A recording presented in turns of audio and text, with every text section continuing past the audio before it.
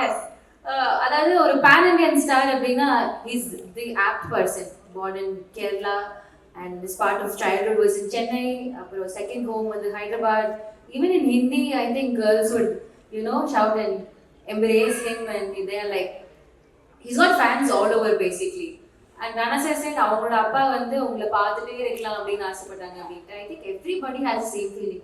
To watch you perform on screen is a different feeling altogether. And இந்த படம் வந்து இந்த கேரக்டர் பேசிக்லி இஸ் லைக் உங்களுக்கு ஒரு சேலஞ்ச் மாதிரி உங்களோட நடிப்புக்கு ஒரு தீனி போடுற ஒரு கதாபாத்திரத்தை கொடுத்த ஒரு ஃபீல் தான். You just is every part of it and we are really in love with whatever you're doing on screen. Thank you so much. ஒவ்வொரு ப்ராஜெக்ட்லேயும் உங்களுடைய ஃபுல்லஸ்ட் நீங்கள் கொடுத்துட்டே இருந்து உங்களுடைய ப்ரீவியஸ் பெர்ஃபார்மன்ஸை பீட் பண்ணுற மாதிரி அடுத்தடுத்த படங்களில் உங்களுடைய பெர்ஃபார்மன்ஸ் கொடுத்துட்டே இருக்கிறதுக்கு. And as a producer, of course, as Rana sir said, new talents welcome பண்ணி அவங்களுக்கான கரெக்ட் ஸ்பாட் அண்ட் ஸ்பேஸ் கொடுக்கறதுக்கு ரொம்ப ரொம்ப நன்றி. Thank you so much for what we are doing in the industry. Over to you for a few words.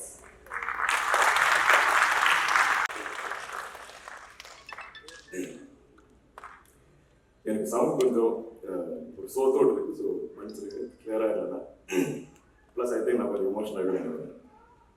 இந்த படம் நான் முதல் வாட்டி கேட்குறது 2019, 6 வருஷமாக ஆயிடுச்சு.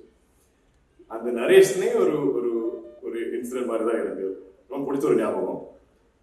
என்ன மத்தியானம் ஒரு 3 o'clock ஏதோ லீலாவத்தில் ஐ திங்க் நரேஷ் நான் செட் பண்ணேன். எனக்கு அன்றைக்கி நைட் ஒரு டின்னர் கூட இருந்தது. ஓகே 3 o'clock நரேஷ் ஆரம்பிச்சேன். ஓகே மேபி 6 o'clock முடிச்சிருவோம். அதுக்கப்புறம் நான் டைமுக்கு டின்னருக்கு போடுவேன். 6 மணி ஆயிடுச்சு, 7 மணி ஆயிடுச்சு, 7:30 ஆயிடுச்சு. நான் சொன்னேன், செல்வா எனக்கு ஒரு டின்னர் இருக்குது, பரவாயில்ல நீ ஒரு 10 minutes நான் ஃபர்ஸ்ட் ஹாஃப் முடிச்சிடலன்னு சொன்னேன். யோ ஃபர்ஸ்ட் ஹாஃபுக்கே 4-5 மணி நேரம் எனக்கு புரியவே. ஆனால் நான் அவ்வளோ இன்ட்ரெஸ்டாக இருந்தது, எனக்கு அவ்வளோ பிடிச்சிருந்தது. அதுக்கப்புறம் சரி செகண்ட் ஹாஃபுக்கு நான் பிளான் பண்ணி ஒரு 5 மணி நேரமாக நான் பிளான் பண்ணி நான் வரேன். வேறு அவர் ஸ்பீக்கர்லாம் எடுத்துகிட்டு வருவார், மியூசிக்கெல்லாம் இருக்கும். ஸோ அதுவே ஒரு சினிமா பார்க்குற மாதிரி தான் இருந்தது. Selva is one of the I think வரப்போகிற நம்ம தமிழ் சினிமாவுக்கு ஒரு is going to be big voice,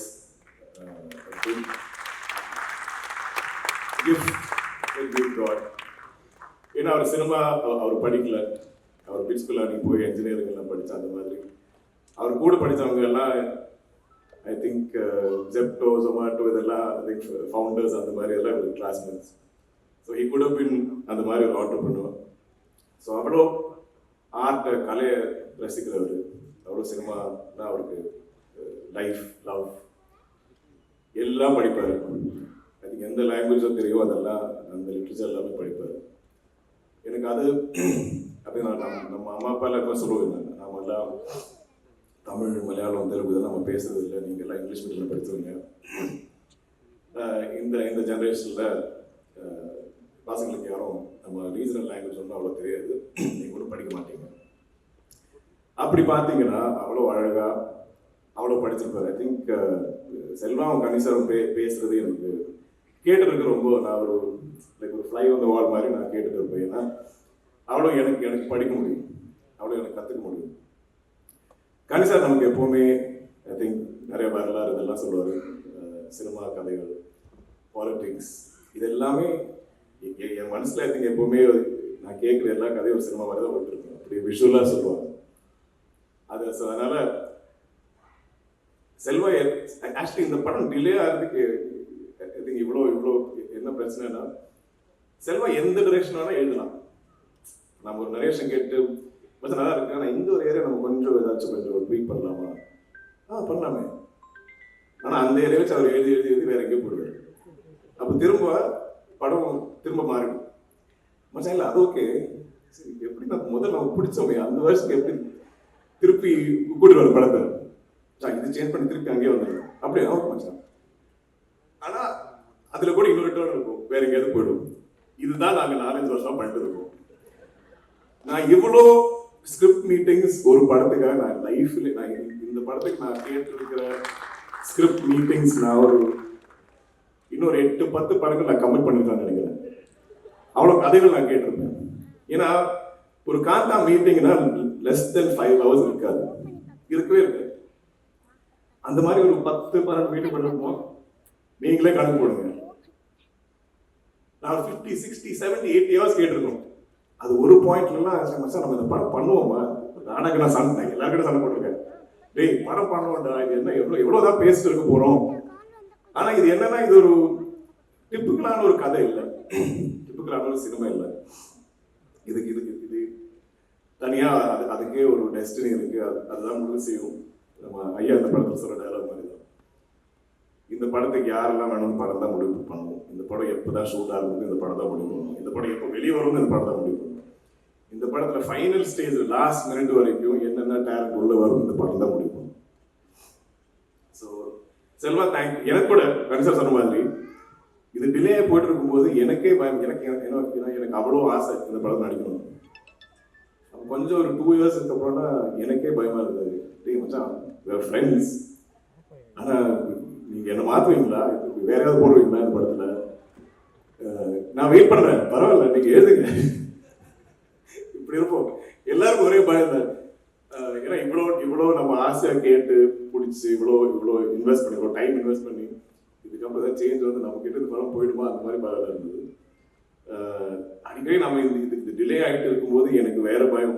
Selva ஒரு 4-5 வருஷமா வெயிட் பண்ணிருக்காரு, இவ்வளோ யங் ஒரு டேலண்ட், நாமளா அவரோட ஃபியூச்சருக்கு எடுத்துக்கூடாதுன்னு. ஸோ அது சொல்லி நானும் சண்டை போட்டுருக்கோம். பட் ஐ திங்க் த கோல் இது, இந்த படத்துக்கு மேலே எங்களுக்கு எல்லாம் அவ்வளோ ஆசை, அவ்வளோ நம்பிக்கை, இது அவ்வளோ ஸ்பெஷல். இந்த மாதிரி ஒரு சினிமா என் கரியரில் இங்கே இருக்கு, இந்த படத்தில் வந்திருக்கிற நிறைய பேரோட கரியரில் இது ஒரு ஒன்ஸ் இன் லைஃப் டைம் மாதிரி ஒரு cinema, once in life time மாதிரி ஒரு ஆப்பர்ச்சுனிட்டி. ஸோ அது எப்படி அந்த படத்துக்கு நம்ம எப்படி ஜஸ்டிஸ், எப்படி அந்த படம் டிசர்வ் பண்ணுறதுல எப்படி இந்த படம் எடுக்கிறது, இந்த கதை சொல்கிறது. எனக்கு தமிழ்னா அவ்வளோ பிடிக்கும். நான் என் ஸ்கூலில் எனக்கு 3rd லாங்குவேஜ் தமிழ். நான் படிக்க எழுதுலாம் படித்தது தமிழ் தான். எனக்கு இப்போ கூட ஐ திங்க் நான் பேசும்போது கேரளாவில் மலையாளத்தில் இருக்க டேரக்டர் சொல்லுவாங்க, சார் நீங்கள் பேசும்போது நீங்கள் தமிழ் தான் இன்னும் கொஞ்சம் கிளியராக பேசுவீங்க, மலையாளம் கொஞ்சம் நீங்கள் ரோல் பண்ணுவீங்க எனக்கு பேசும்போது. ஸோ அவ்வளோ பிடிச்ச எனக்கு லாங்குவேஜ். இந்த நம்ம சினிமா ஹிஸ்ட்ரி மொத்தமாக இங்கே கோடம்பாக்கத்தில் இருந்தது. ஆக்சுவலி நீங்கள் பார்த்தீங்கன்னா அங்கே இருந்தால் எல்லா இண்டஸ்ட்ரியும் வெளியே போயிருக்கு. ஸோ இந்த ஸ்டுடியோ கல்ச்சர், அந்த ஹிஸ்ட்ரியெல்லாம் இந்த படத்தில் கொண்டாடி இருக்கும். அப்படி இருக்கும். அந்த ஒரு ஸ்டுடியோவை பற்றி நீங்கள் என்னெல்லாம் கதைகள் கேட்டிருப்பீங்க, அதெல்லாம் இந்த படத்தில் ஐ திங்க் அழகாக நம்ம காட்டியிருக்கோம். அதனால இந்த படம் நம்ம 4-5 லாங்குவேஜில் ஒன்றும் டப் பண்ணல, தமிழ் தெலுங்கு மட்டும்தான். ஏன்னா அந்த காலத்தில் ஐ திங்க் இந்த 2 லாங்குவேஜ் ரொம்ப ஃபெமிலியராக இருக்கும். கனிசார் நம்ம எல்லாருமே ஐயா தான் கூப்பிடுவோம். நான் ஆக்சுவலி முதல் வாட்டி கதை கேட்கும்போது, நீங்கள் ஐயா யாரை காசு பண்ணுறீங்க, யாரை காசு பண்ணாலும் எனக்கு ஃப்ரம் மை இன்சைட்ஸ் உள்ளே வந்து நான் ஐயா நம்ம கூப்பிட்டு எனக்கு தோணும், அப்படி ஒரு ஆள் நீங்கள் காசு பண்ணுங்க. கரெக்டாக என் ஆசைப்படி தான் வந்தது. எங்களுக்கு எல்லாருக்குமே அவர் ஐயா தான். இப்போ பார்த்தீங்கன்னா நம்ம ஆத்லெட்டிக்காக ஒரு ஸ்போர்ட்ஸ் கோச் மாதிரி இருப்பார், அவ்வளோ ஃபிட்டாக இருப்பார் எப்போவுமே, அவ்வளோ ஸ்ட்ரிக்ட் டிசிப்ளினாக டயட் பார்ப்பார், தூங்குவார் எல்லாமே. ஆனால் காஸ்டியூம் போட்டு வந்தால் இந்த காலையில் செட்டுக்கு வந்த கணிசாரும் இந்த காஸ்டியூம் வந்த கணிசார் ரெண்டு பேர். பட் எனக்கு மறக்கவே முடியாத எக்ஸ்பீரியன்ஸ் கணிசார் உங்க கூட. எவ்ரிடே அப்படி கேட்டுட்டே இருப்பேன். எனக்கு இந்த கதைகள் கேட்கறது ரொம்ப பிடிக்கும். அது கொஞ்சம் யூட்டிலைஸ் பண்ணிட்டார் செல்வா, அதனால தான் இவ்வளோ நரேஷன். பட் கணிசார் கிட்ட நமக்கு அவ்வளோ கதைகள் கேட்க முடியும், அவ்வளோ அழகாக சொல்லுவார். அண்ட் அவருக்கு ஐ திங்க் எங்களை விட சின்ன பசங்க கூட, யங்ஸ்டர்ஸ் விட அவருக்கு தான் எக்ஸைட்மெண்ட், அவருக்கு தான் இந்த படம் மேலே நீங்கள் பண்ணு தம்பி, நீங்கள் பண்ணுங்க, கண்டிப்பாக பண்ணலாமே. அவர் எதுக்குமே நோ சொல்ல மாட்டார். அவ்வளோ எக்ஸைட்டடாக, அவ்வளோ எனர்ஜெட்டிக்காக இருப்பார் செட்டில். ஸோ ஐ திங்க் எவ்ரிடே அவர் நாங்கள் ஷூட் பண்ணுவோம் இல்லைனாலும் நாங்கள் செட்டில் எல்லாருமே சேர்ந்து இருக்கும்போது அவர் பேசுகிற விஷயங்கள், கதைகள், அவர் படித்த புக்ஸ் எல்லாத்த பற்றியும் அவர் சொல்லுவார். ஸோ தேங்க்யூ கணி சார். ராணா மச்சான் சீஃப் ப்ரோ இப்படி தான் இருப்போம். அதுவும் சின்ன வயசுல இருந்து ஐ திங்க் நாங்கள் முதல் வாட்டி சந்திக்கிறதே நான் ஒரு 9th ஸ்டாண்டர்ட் படிக்கும்போது நம்ம கொடைக்கானலும் சந்தித்தோம். அப்போவே எனக்கு தெரியும், அப்போவே நல்லா ஹைட்டாக இருப்பார். தென் என்னை விட ஐ திங்க் முதல்ல came into the industry. So நான் முதல்ல அந்த I think stories of shoot இதெல்லாம் நான் அவர்கிட்ட கேட்டு இருப்பேன். தென் மெதுவாக நான் வந்தேன். என்னுடைய ஃபர்ஸ்ட் தமிழ் படம் வாய்மொழி பேசுவோம் அவரோட ஆடியோ லான்ச் இங்கே தான் சத்தியம் பேர் தான் நடந்தது. அதுக்கு அவர் தான் சீஃப் கெஸ்ட். இப்போ நாங்கள் சேர்ந்து ஒரு படம் பண்ணியிருக்கோம், சேர்ந்து ஒரு படத்தில் நாங்கள் ப்ரொடியூஸ் பண்ணியிருக்கோம், நடிச்சிருக்கோம், திரும்ப இங்கே வந்திருக்கோம்.